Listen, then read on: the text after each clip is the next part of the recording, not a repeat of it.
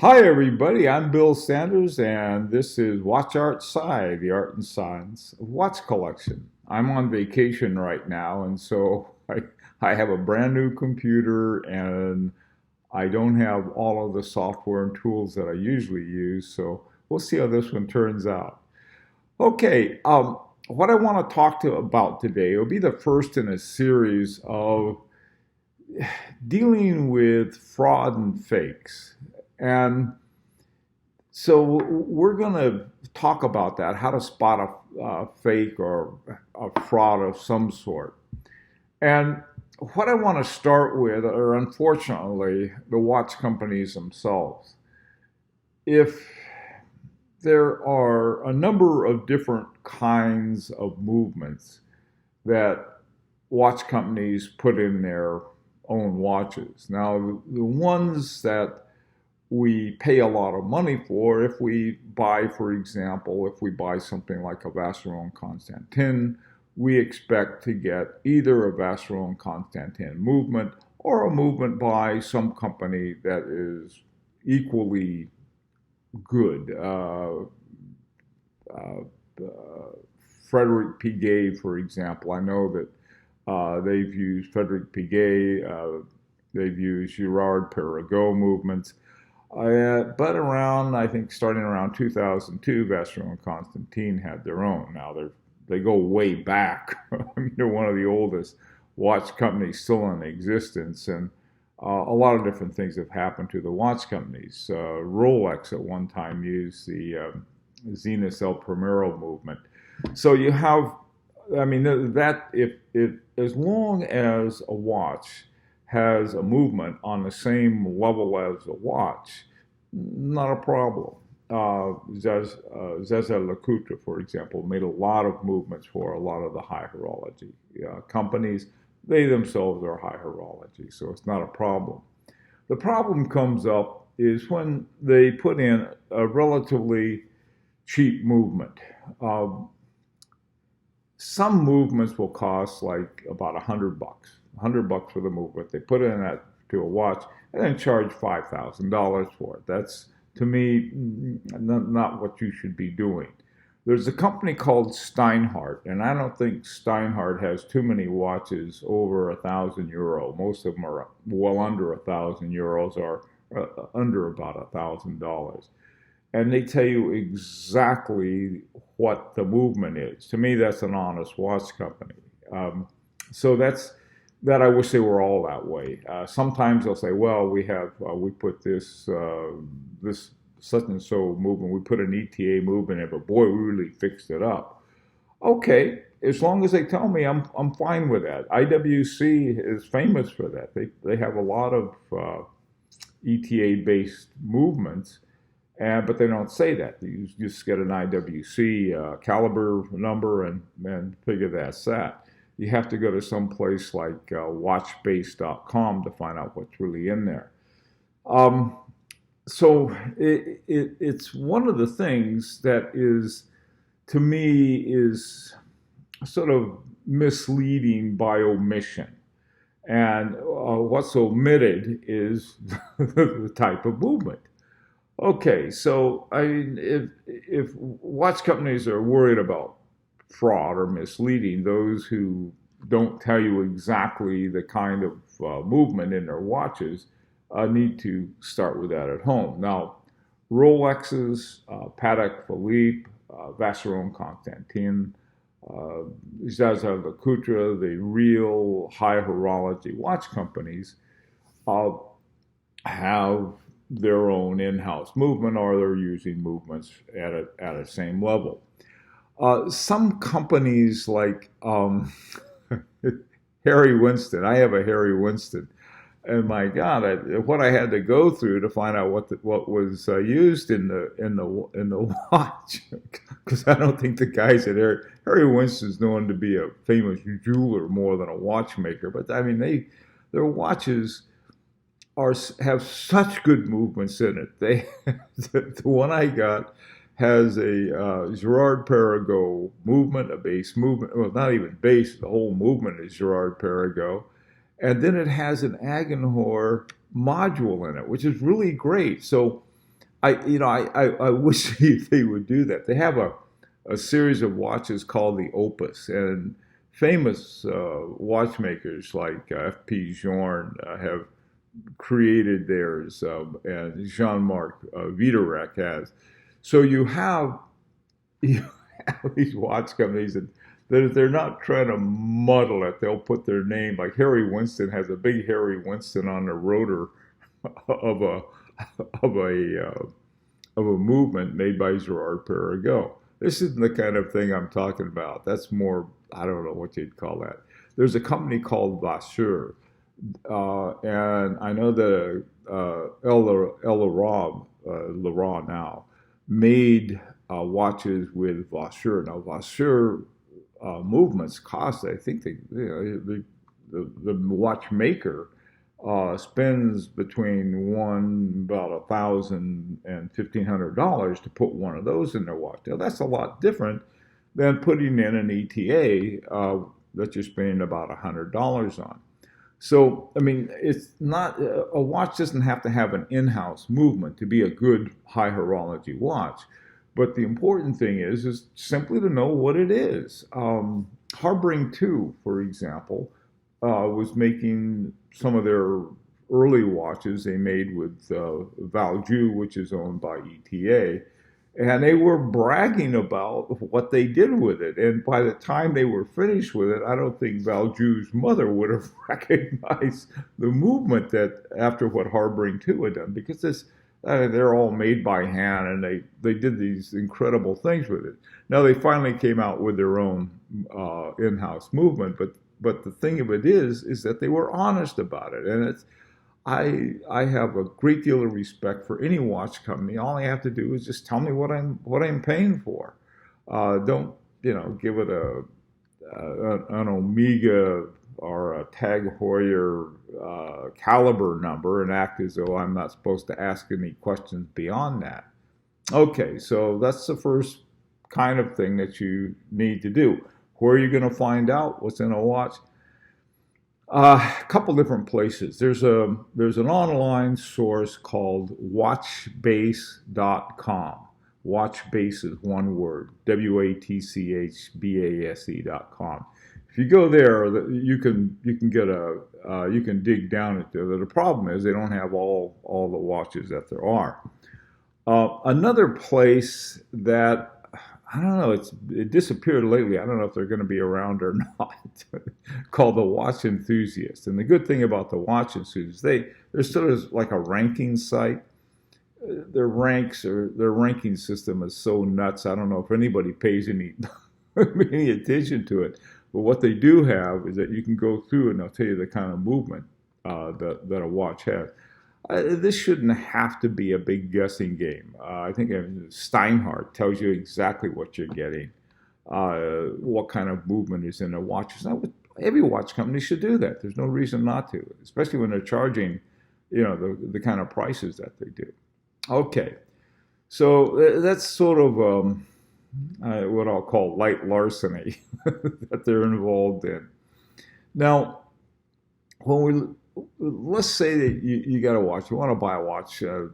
There must be hundreds of videos about fake Rolexes, and so you can go watch one of those and you can find out about a fake Rolex. What I want to talk about are sort of the general things to look for in a decent watch, and some of it is simply based on you need some experience doing it. But there's some other guidelines that you can look at to get started with. There's the old thing, and this goes for just about everything, not just watches, and that is, if a deal is too good to be true, it probably is. Okay, too good to be true. It's not true. Excuse me.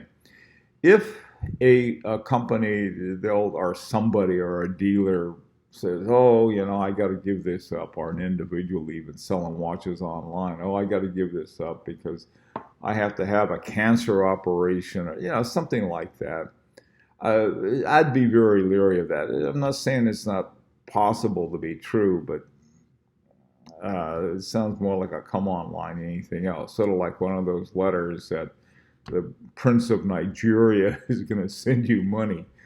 Um, I wouldn't. I wouldn't go for that at all. Okay, another interesting one are watches with useless pushers. I thought, well, it's sort of like phony pushers. Somebody thinks they're getting a chronograph, and the pusher doesn't do anything. That doesn't mean that all watches with pushers are they have to be chronographs. I've got a pusher on my Harry Winston, and what it does, it sets the day of the week on my by retrograde. This one has a funny little what's called a pin pusher. You use a little pointer thing to change it, and that sets the GMT. So I mean, you have some pushers that are used for something else other than chronograph. But if the pusher doesn't do anything, you can bet that the any useless button on it, it's a phony watch. Sometimes you'll have, this is a funny thing, you'll have unnecessary indications. It'll say quarters, or it'll say tourbillon, or even chronograph. It's an interesting thing. I've seen a number of watches, it'll say chronometer on it. Chronograph, though, you can pretty well tell it's a chronograph, and they don't have to add it on there. So I'm not saying it doesn't happen, but repeater is another one. This is something. Another kind of thing is that if you got the watch from a shady dealer, and you got to do something a little off course. Okay. I had an offer from this one place, and they were going to ship it over here, and I was supposed to. They said we're sending it by courier, and I'm okay with courier. I said okay, great. I was going to go to New York and meet them at one of the watch stores. I figured over on 47th Street or someplace. And they said, well, actually, the courier is a stewardess given a watch to. Which is, in other words, they were slipping it through customs and some other things that you don't want to mess with that. I'm not saying it wasn't a genuine watch. What I'm saying is that I don't want to go to jail on some kind of deal like that. We had talked about it, some friends who could just, we passed on that one. Rust and scratches on the movement finish. Movement finish is one of the most important things to really distinguish a good watch. If you look at the finish, the Perlas, the Geneva waves, these kinds of things, the way they're done, if they can take a close-up shot, sort of like a Hollywood close-up shot, if they're ready for that, then they're pretty good. If you find rust and scratches on that, it's probably not a good watch. Misspellings. This is another thing. This is so simple, but you will find that a lot of phony watches, the guys aren't the best spellers in the world, and they're too lazy to do a spell check. So you'll find misspellings. Look out for that. So a unique one of a kind. Anybody who's selling you a unique one of a kind, you got to be careful. There's this thing called the Only Watch, and the Only Watch. All of these watch companies make a single watch, a special one, and then they auction it off, and the money goes to cancer research or something like that. Okay, well, you get an Only Watch, you can be paying a lot of money for it. You can figure you're going to start. Bottom basement would be $20,000. So. A lot of times a unique or one of a kind is also what's called a Frankenwatch. You don't want one of those. They'll take, even though the watch, let's say it's a Rolex, they'll take a case from one and a dial from another and slap something together. You don't want a Frankenwatch. Here's what you need to do if you're buying a watch. you want to get good pictures, not blurry pictures. Somebody sends you a blurry picture, just sometimes they don't do it on purpose.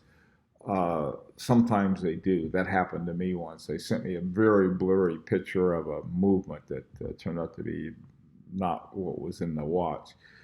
You want to get a clear picture of the dial. I mean, and it's not hard. You can take a picture with your iPhone or something or your Android. That's fine. You just got to get a good focus on it. The case back. You want to see the case back as well. The movement. Now, sometimes you have an exhibition window and you can get a pretty decent picture of the movement. And you can tell whether it's in-house or some cheap movement that they threw in there usually. Best is with the case back off and you can see the whole movement, and that'll tell you, that has a lot more information on it.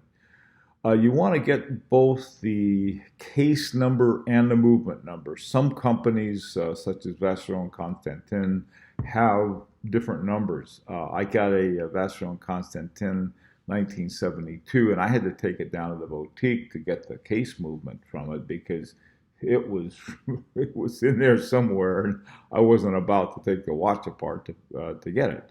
But they got it for me. They were very nice for it. So you want to get that kind of information. To find out, another thing that people ask is, well, what's a watch worth? Yeah, there are places, if you go to some place like Chrono 24, just take a look at what they're selling for.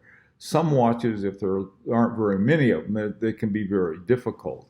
You can look at what they sold for at auctions, Antiquorum, Christie's, Phillips, Sotheby's. They all have you can go there and find out what they've been selling their watches for. Your auction prices can be tricky because when somebody buys something at auction, they pay a 25% boot on top of it. And so if somebody sells a watch for $1,000, let's say, the buyer has to pay $1,250. So it's a kind of thing that and you got to find out whether the actual price is right or not. There are other places. For example, Joma Shop is a good example of a place that sells brand new watches. They have to call them condition zero watches. And you can get an idea of those prices and what dealers or somebody else is trying to sell them for, and get a good idea that way too. Okay, so I mean, there are a lot of other things you could talk about, but I think this is probably enough to get started with. And I want to talk about in the future, in fact, next time perhaps, a method, an actual method that the police use for criminal investigations. And in no small sense, you got to do the same thing. You got to investigate what you're getting is a real McCoy or not. Okay, well, now listen, we have you have until August 30th to get into the Grand Prix pick contest. And all you got to do is pick what you think are going to be the winners for the Grand Prix d'Horlogerie de Genève. And you can win a free watch. The first round, if the one with the most picks that have been in what are called the pre-selected group, and then for the one who got the most for the winners, 5 points for the grand prize and 1 point each for all of the others you get right, and you want to watch for that too. So there's 2 watches we're giving away, and doesn't cost anything to enter, and your guess is as good as anyone. Last year, I did terrible. I didn't have any of. I had some, but not too many I had right. So, yeah, and the same thing was true of a number of other writers who wrote about high horology. Okie doke. So I'll see you Sunday, and we're going to have another video. Then we'll see you then.